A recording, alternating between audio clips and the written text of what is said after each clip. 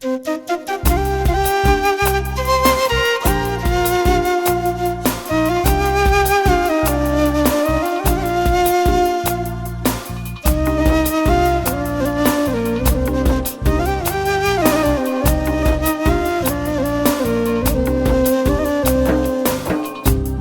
আমি ভালোবাসলাম বিশ্বাস করিয়া, মনের ঘরে জায়গা দিলাম আপন ভাবিয়া, সেই মানুষটা কেমন করে চইলা গেল আমায় ছেড়ে কিসের সন্ধানে।